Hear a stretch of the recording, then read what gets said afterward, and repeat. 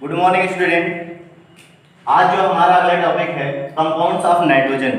कल हमने यहीं तक आपको पढ़ा के छोड़ा था, शायद आपको याद हो। आप नोट्स बना रहे हैं, हमें उम्मीद होगी नोट्स बनाइए, क्योंकि जब स्कूल खुलेगा तो मैं ये सब नहीं पढ़ाऊंगा, ठीक है। जितना भी टॉपिक खत्म होगी मैं स्कूल खुलने के बाद नहीं पढ़ाऊंगा, ये आप कान खोल कर सुन लें। और जब भी स्कूल खुलेगा मैं आपका टेस्ट जरूर लूंगा इससे। तो कंपाउंड्स ऑफ नाइट्रोजन, एक चीज आप याद रखें, नाइट्रोजन के बहुत सारे कंपाउंड होते हैं। नाइट्रोजन के बहुत सारे कंपाउंड्स होते हैं, उनमें आपके जो सिलेबस में है वो दो कंपाउंड है। कौन कौन सा है? उनमें से एक अमोनिया है और एक नाइट्रिक अम्ल HNO3। आया समझ में? तो इन्हीं को हम डिटेल में पढ़ेंगे। सबसे पहले हम अमोनिया को पढ़ेंगे, इसके बाद जब ये खत्म हो जाएगा तो HNO3 को पढ़ लेंगे। देखिए, कंपाउंड्स ऑफ नाइट्रोजन को हिंदी में बोलते हैं नाइट्रोजन के यौगिक। कंपाउंड्स का मतलब होता है यौगिक, ठीक है। यहाँ पे हमने इसको, ये आपका सेंट्रल हेडिंग है, उनमें ये पहला हेडिंग है अमोनिया। अमोनिया को हम पढ़ने जा रहे हैं। तो सबसे पहले बनाने का तरीका, मेथड ऑफ प्रिपरेशन, जो अगली जो होगी हेडिंग वो मेथड ऑफ प्रिपरेशन। इसको कैसे बनाया जाता है, अमोनिया को कैसे बनाया जाए। अगर हमें अमोनिया गैस की जरूरत पड़े तो हम इसे कैसे बनाएंगे? तो ठीक है, लार्ज स्केल पर अमोनिया को देखिए, बड़े पैमाने पर, यानी जब हम इसको कारखानों वगैरह में अगर बनाएंगे तो कैसे बनाएंगे।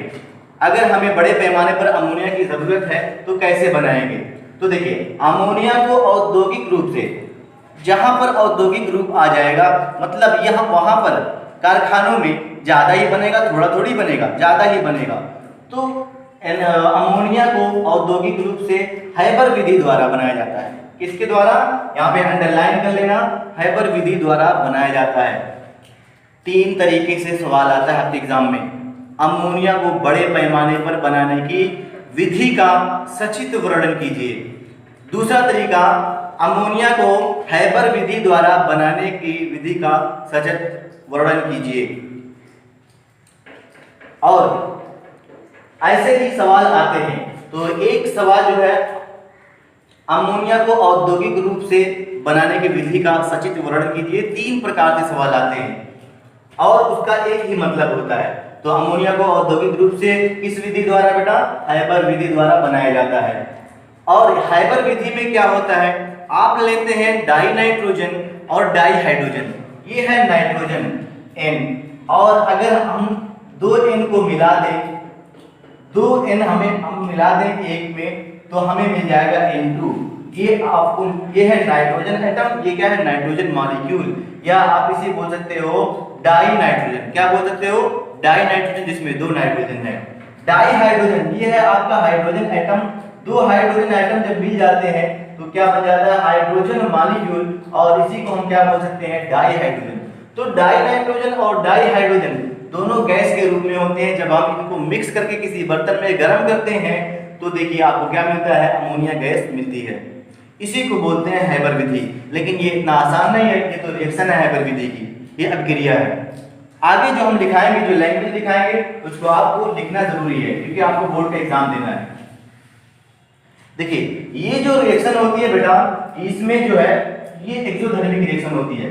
डेल्टा H जो है इसके लिए negative, delta H is equal to क्या होता है? नेगेटिव। और ये वैल्यू जो है डेल्टा H की वैल्यू माइनस का होती है 92 kilo joule.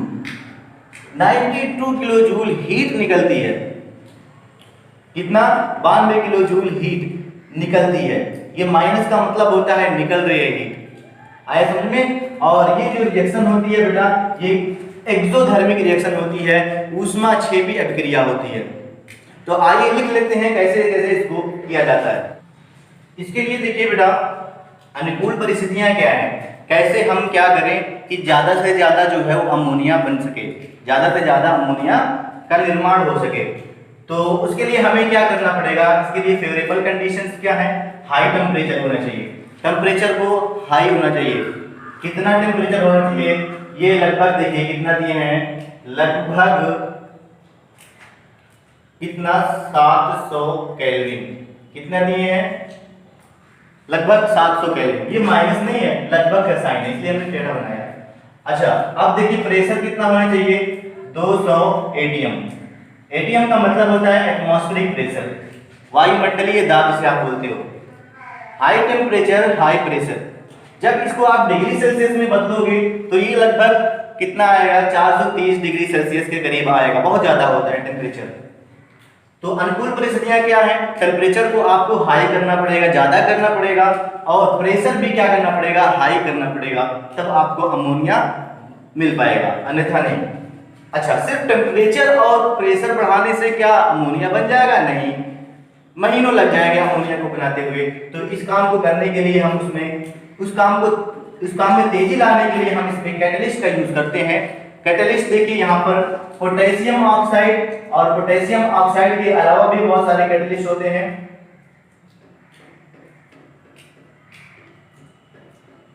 Aluminium oxide Al2O3, calcium oxide या एल्यूमिनियम ऑक्साइड, एल्यूमिना जिसे कहते हैं, और इसको किसके साथ विद पोटेशियम ऑक्साइड होता है, aluminium oxide with iron and molybdenum. Iron and molybdenum, iron और मॉलिब्डेनम का, ये आयरन जानते हो क्या होता है, लोहा, इसका चूरा लिया जाता है, और मॉलिब्डेनम का भी चूरा लिया जाता है। इन चूरों को इनके साथ मिलाकर डाल दिया जाता है उस किसी बर्तन में जिसमें अमोनिया बन रहा होता है। तो वो काम, जो अमोनिया बनने वाली प्रक्रिया है, बहुत तेजी से होने लगती है। कैटलिस्ट का मतलब होता है रिएक्शन की दर, अभिक्रिया की दर को बढ़ा देना। यानी जो काम 10 घंटे में हो रहा है, अगर वो काम आप 10 मिनट या आधे घंटे में चाह रहे हैं, तो आप कैटलिस्ट का यूज करिए। जैसे अगर आप कपड़ा धुलते हो ना, कपड़ा धुलते हो, आपको कपड़ा धुलना है, आप बाल्टी में क्या करोगे, बाल्टी भर के भरे पानी में आप कपड़ा डाल दिए, आप उसको सोच रहे हो कि साफ हो जाए, साफ हो जाए, तो आप उसको 1 महीने तक रखोगे तब भी मुश्किल से साफ होगा, ठीक है। लेकिन अब आप चाह रहे हो कि तुरंत साफ हो जाए, तुरंत इसको सुखा दें और एकदम साफ हो जाए, तो उसमें तुरंत साफ करने के लिए क्या करना पड़ेगा आपको, उसमें से आपको डिटर्जेंट वगैरह डालना पड़ेगा। तो डिटर्जेंट वगैरह जब आप डालेंगे तो 1 से 2 घंटे में वो क्या होगा, जितने भी दाग धब्बे होंगे, जितनी भी गंदगी होंगी, वो साफ हो जाएंगे। ये जो डिटर्जेंट है, ये कैटलिस्ट की तरह काम करते हैं। ये जो है दाग धब्बों को जल्दी जल्दी क्या कर दिया, छुड़ा दिया, आपके काम में तेजी ले आया। और जल्दी करना है तो इसमें क्या करते हैं, रिन आला वगैरह डाल दें और तेजी के साथ साफ हो जाएगा। तो कैटलिस्ट का काम क्या है, कैटलिस्ट का काम ये है, ये रिएक्शन की दर को बढ़ा देते हैं बस। और दूसरी बात, ये जो अभिक्रिया है, जो हैबर विधि है, ये ऊष्माक्षेपी अभिक्रिया होती है। इसमें ऊष्मा निकलती है, कितना ऊष्मा निकलती है हमने ऊपर दिखाया था, 92 किलो जूल। नोट कर लो। देखिए, विधि का वर्णन जब आपको करना होगा, सचित्र वर्णन कीजिए, तो आपको इतना लिखना होगा। देखिए, यही जो चीज आप लिखे हैं, इसी को जब आप चित्र बनाएंगे तो यही चीज जो है आपको करना भी होगा। जैसे क्या लिखा है कि इस विधि में वायुमंडल से प्राप्त नाइट्रोजन, वायुमंडल में कितना नाइट्रोजन होता है बेटा, 78%। 1 मिनट में कैमरा देख लूं, वीडियो लोड हो रहा है कि नहीं।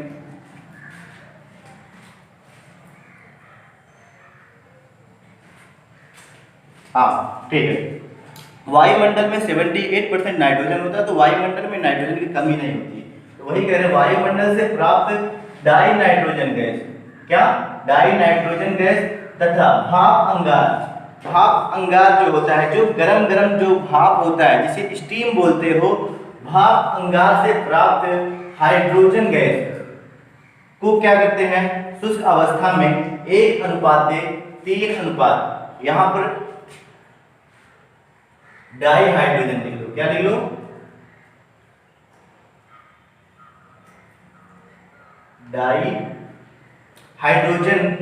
डाई हाइड्रोजन को शुष्क अवस्था में, आप इसको हम शुष्क अवस्था में लेंगे, इसमें नमी नहीं होनी चाहिए, शुष्क अवस्था में 1:3 के अनुपात में, यही हैबर प्रोसेस कहलाता है बेटा, ये इंपॉर्टेंट है।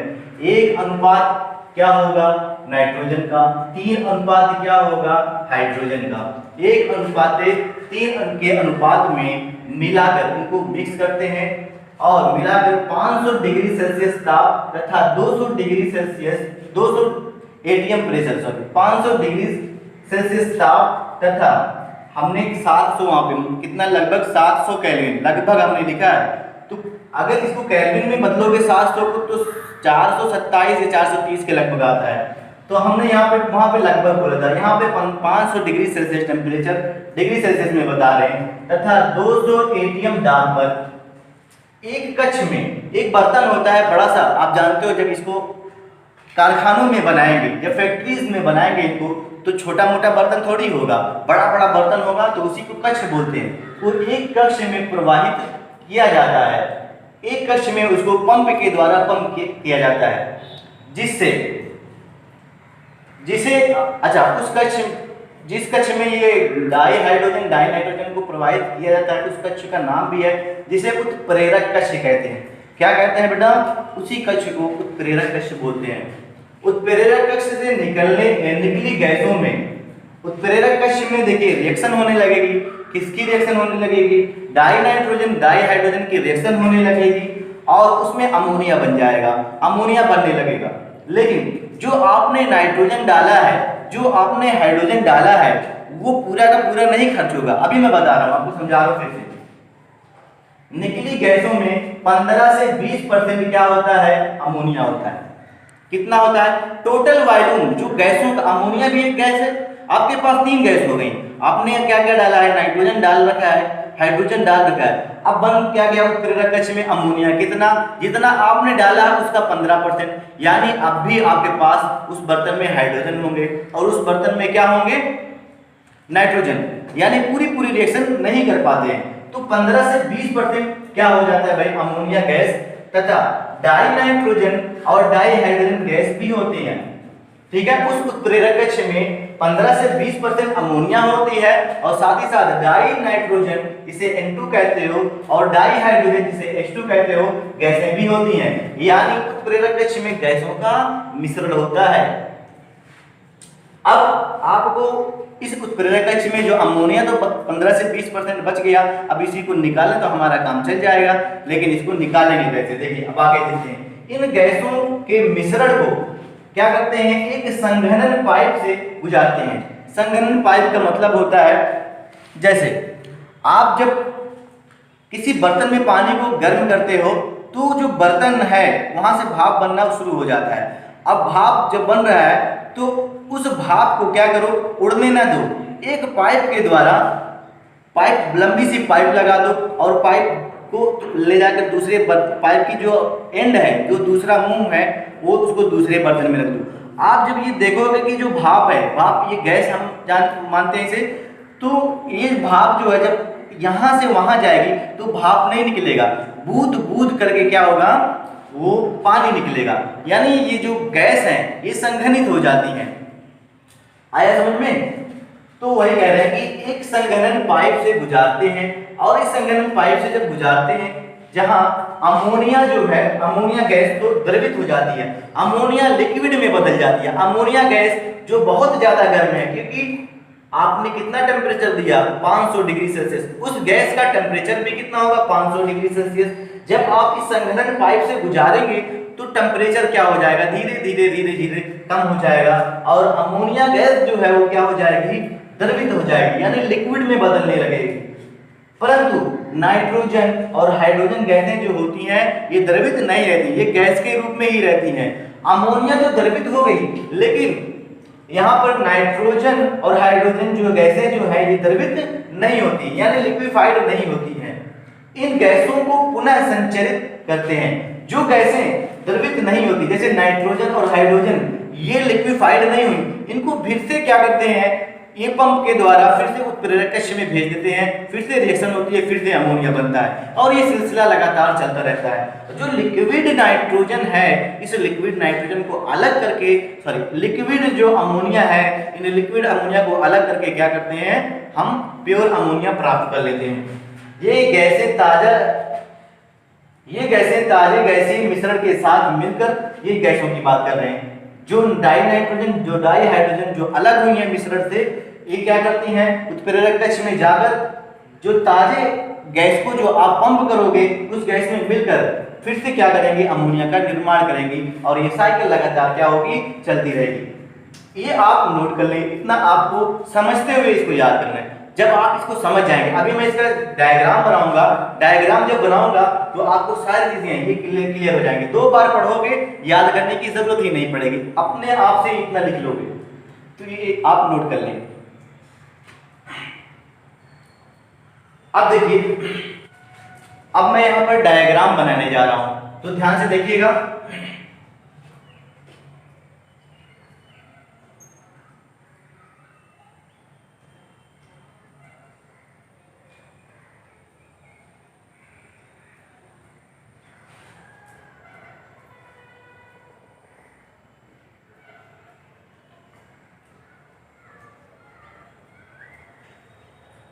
ये एक पंप है जिसको बोलते हैं कंप्रेसर पंप।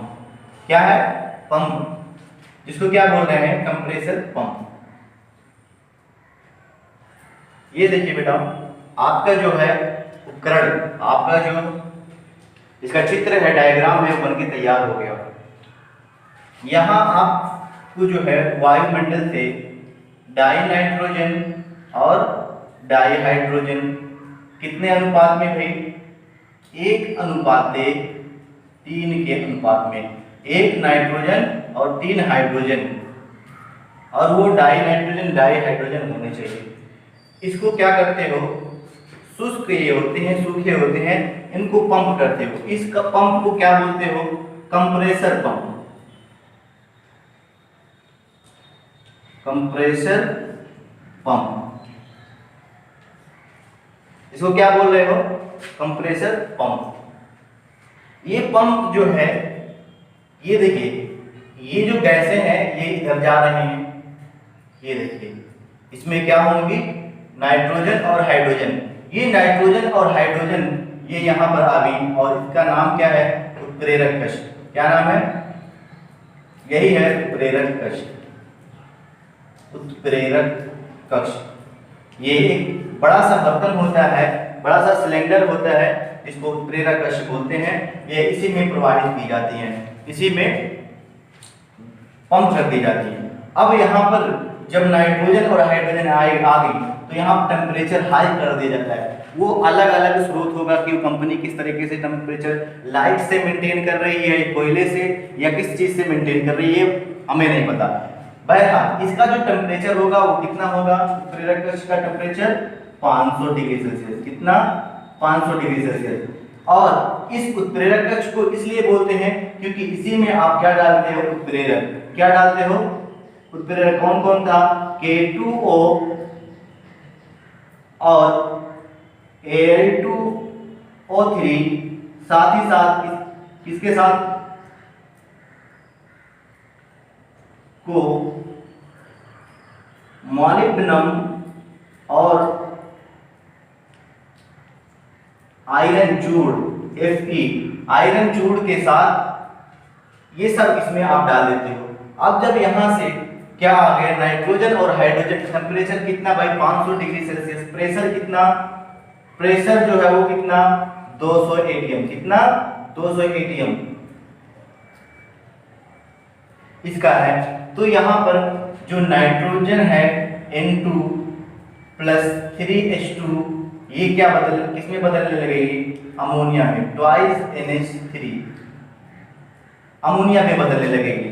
लेकिन जो आपने नाइट्रोजन और जो हाइड्रोजन डाला, जैसे ही कुछ अमाउंट अमोनिया का बनेगा, अमोनिया का जैसे ही कुछ अमाउंट बनेगा बेटा, वो तुरंत, ये देखिए तीर की डायरेक्शन जो है हम किस तरीके से लिखे हैं, N2 plus 3H2 gives twice NH3।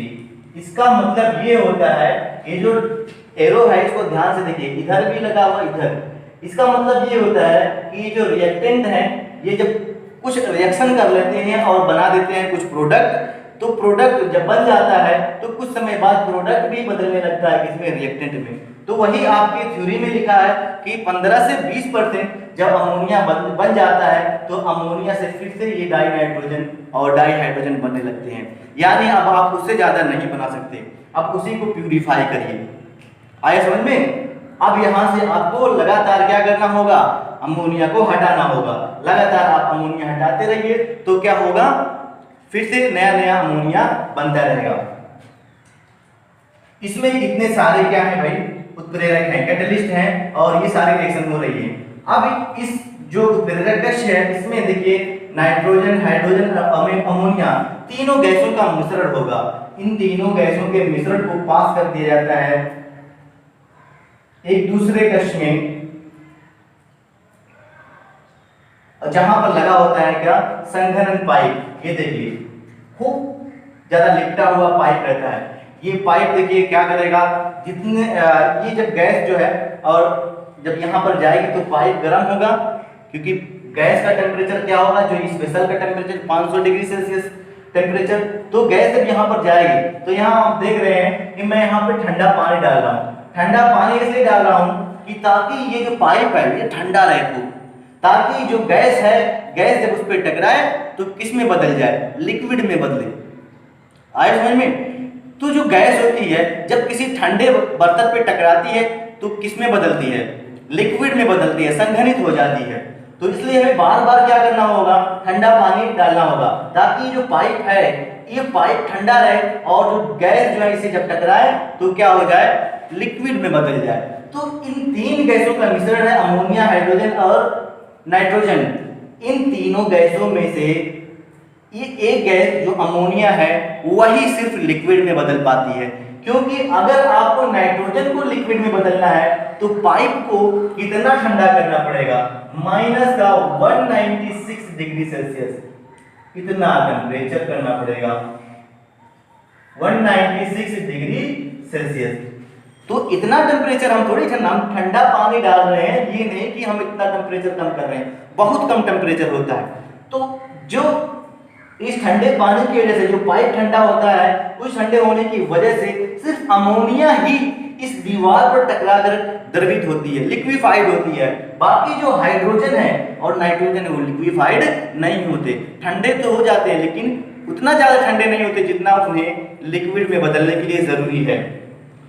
तो आपको जो यहाँ से आते आते आते आते, अच्छा आप जो ठंडा पानी डाल रहे हो, जब इससे देखिए ठंडा पानी जो है जब टकराएगा तो गर्म है पाइप ना, पाइप गर्म होने की वजह से ये ठंडा पानी क्या हो जाएगा, भाप में बनेगा और एक तरफ से भाप निकलेगी, इधर से पानी ठंडा पानी डाला जाएगा, इधर से भाप निकलेगी। इस वजह से आप ये जो ट्यूब है इसका जो टेम्परेचर है वो कांस्टेंट रख सकते हैं कि आप ट्यूब को हमेशा ठंडा रखें, तभी ये जो अमोनिया है वो लिक्विफाइड हो पाएगी, द्रवित हो पाएगी। अब जो यहाँ से मिश्रण निकलेगा वो अमोनिया द्रवित हो चुकी है ना इसमें, अब अमोनिया बूंद बूंद गिरेगा, लेकिन जो गैस है वो गैस बूंद बूंद थोड़ी गिरेगी। गैस देखिए यहाँ पर रहेगी, यहाँ पर गैस रहेगी, जो मैं खाली स्थान बनाया ये गैस दिखाई थोड़ी देती है। अब ये अमोनिया देखिए लिक्विड के रूप में नीचे है और गैस जो है वो इधर आ जाएगी। ये गैस इधर जब आएगी तो एक दूसरा पंप है, संचालित पंप जिसे कहते हैं, इस पंप के द्वारा फिर से पंप कर दिया जाएगा। अच्छा जो यहाँ पर जो है गैस वो कौन कौन सी गैस होगी, N2 प्लस H2, ये गैस इसको फिर से पंप कर दिया जाएगा ताकि ये जाए फिर से अमोनिया बनाए। आप यहाँ से फ्रेश नाइट्रोजन फ्रेश हाइड्रोजन तो डाल ही रहे हैं, साथ ही साथ ये जो बच जा रहे मिश्रण थे वो भी आप डाल रहे हैं, फिर से दोनों मिलकर फिर से अमोनिया बनाएंगे और ये क्रिया लगातार चलती रहेगी। और यहाँ से जो आपने क्या बनाया भाई, आपने जो अमोनिया लिक्विड बनाया है इस अमोनिया को आप क्या करेंगे, निकाल लेंगे और इस अमोनिया को प्यूरिफाई कर देंगे।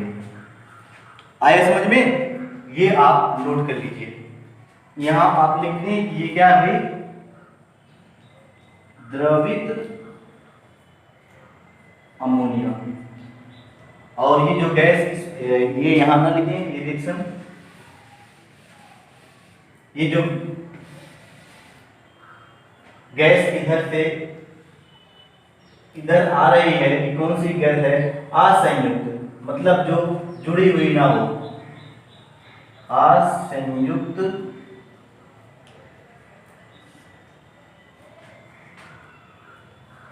हाइड्रोजन और नाइट्रोजन, डाइहाइड्रोजन डाइनाइट्रोजन, ये फिर से आएंगे उत्प्रेरक कक्ष में और फिर से वही क्रिया लगातार दोहराते रहेंगे और यहाँ से अमोनिया बनता रहेगा, अमोनिया को प्यूरिफाई करते रहेंगे। ठीक है, और उसका क्या है, संचारित परिचालित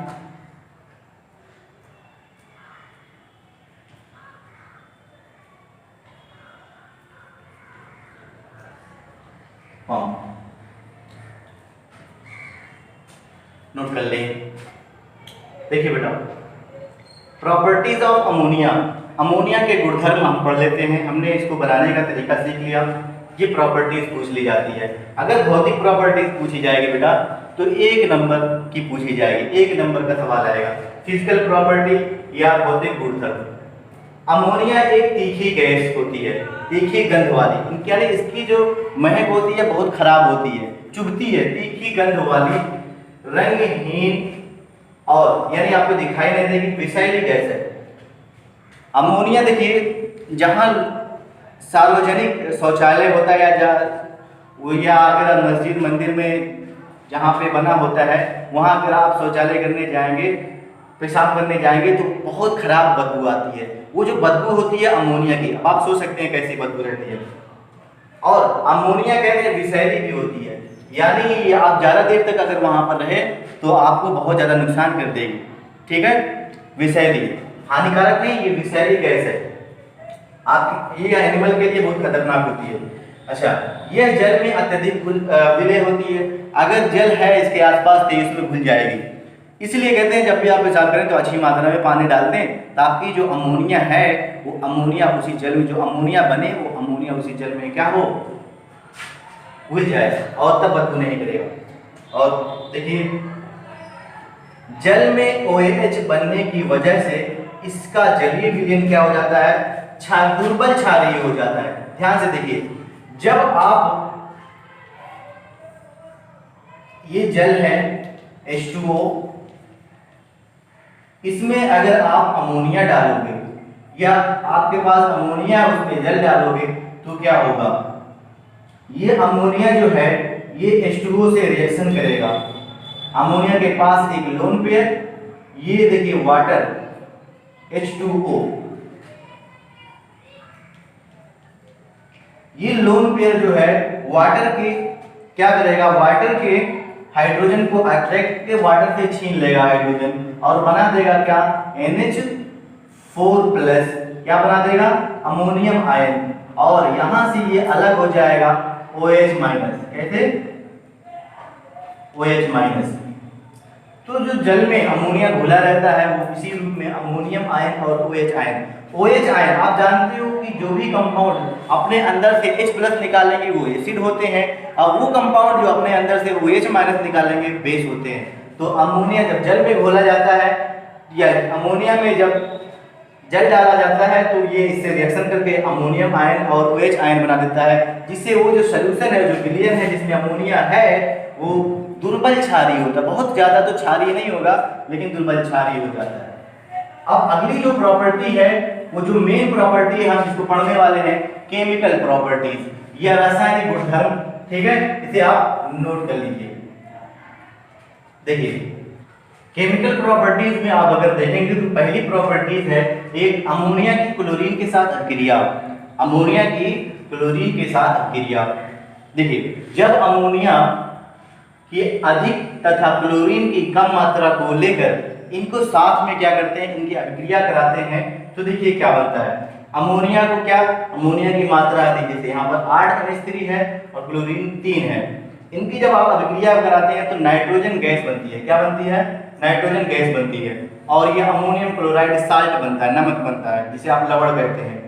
अमोनियम क्लोराइड और ये नाइट्रोजन गैस बनती है।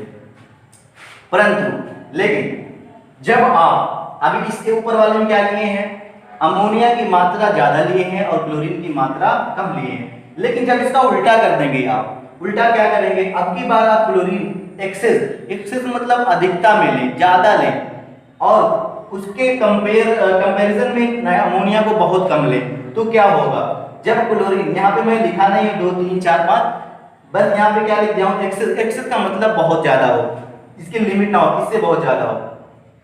तो जब ये इनकी आपस में अभिक्रिया होगी तो देखिए अब की बार अमोनिया नहीं बनेगी, अब की बार नाइट्रोजन गैस नहीं बनेगी, अब की बार क्या बनेगा, NCl3। NCl3 का मतलब क्या होता है, और ये NCl3 और यहाँ पर HCl का एक कंपाउंड बनेगा। NCl3 एक ऐसा कंपाउंड है बेटा जो एक्सप्लोजिव होता है, विस्फोटक होता है, ठीक है।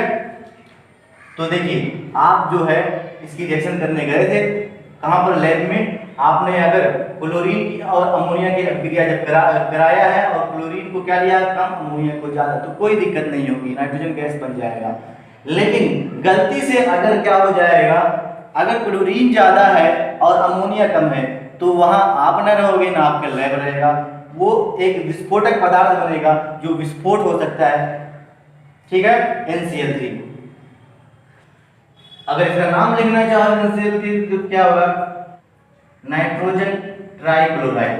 क्या होगा, लिख लो, जगह नहीं है, नाइट्रोजन ट्राइक्लोराइड। देखिए बेटा, जो दूसरी प्रॉपर्टी है केमिकल प्रॉपर्टी, फिजिकल प्रॉपर्टी को हमने मिटा दिया, ठीक है, जो इधर फिजिकल प्रॉपर्टी थी। अब ये जो केमिकल प्रॉपर्टी है, जो पहली प्रॉपर्टीज आप लिखे हैं उसी के नीचे कंटिन्यू करिएगा। दूसरी प्रॉपर्टी है रिड्यूसिंग नेचर, अमोनिया का रिड्यूसिंग नेचर। हमने कहा जिसके पास हाइड्रोजन है वो क्या कर सकता है, वो किसी को रिड्यूस करता है, क्योंकि रिडक्शन किसे कहते हैं, जब आप किसी के अंदर हाइड्रोजन को ऐड करा दो तो वो रिडक्शन कहलाता है, और जो कराने वाला होता है रिडक्शन उसको रिड्यूसिंग एजेंट कहते हैं। कौन कितने जल्दी से करेगा, कौन थोड़ा सा समय लगाएगा, ये देखते हैं हम। तो ये देखिए, अमोनिया जो है भारी धातु ऑक्साइडों को, भारी धातु ऑक्साइडों मतलब जिसका एटॉमिक मास ज्यादा हो, जिसका जो है परमाणु भार क्या हो, ज्यादा हो, उसी को भारी धातु कहते हैं। इनके ऑक्साइडों को धातु में अपचयित कर देती है अमोनिया गैस। यानी आपको कोई धातु ऑक्साइड मिला है, उस धातु ऑक्साइड से धातु अलग करना चाहते हो तो उसमें अमोनिया डाल दो। जैसे आप यहाँ पर कॉपर का ऑक्साइड है, कॉपर का जो मॉलिक्यूलर मास है, सॉरी कॉपर का जो एटॉमिक मास है वो काफी ज्यादा होगा इसका ऑक्साइड। अमोनिया जैसे इसमें डालोगे कॉपर अलग हो जाएगा, नाइट्रोजन बन जाएगी गैस और वाटर मॉलिक्यूल आपको मिल जाएगा। तो ये रिएक्शन आपको याद होनी चाहिए। ये दूसरे रिड्यूसिंग नेचर ऑफ अमोनिया, ये दूसरी प्रॉपर्टी थी। दो प्रॉपर्टी हमने लिखवा दी। ये जो है टेबल आप बंद करिए, अलग से लिखिए यूजेस ऑफ अमोनिया। अमोनिया का उपयोग कहां पर होता है, तो जो द्रव अमोनिया, जो लिक्विड अमोनिया है जो हमें प्राप्त हुई है, उसको हम यूज कर सकते हैं किसी चीज को ठंडा करने के लिए। रूम को ठंडा करना हो तो लिक्विड अमोनिया का छिड़काव कर दो, रूम ठंडा हो जाएगा। प्रशीतक के रूप में इसका, प्रशीतक का मतलब होता है ठंडा, ठीक है।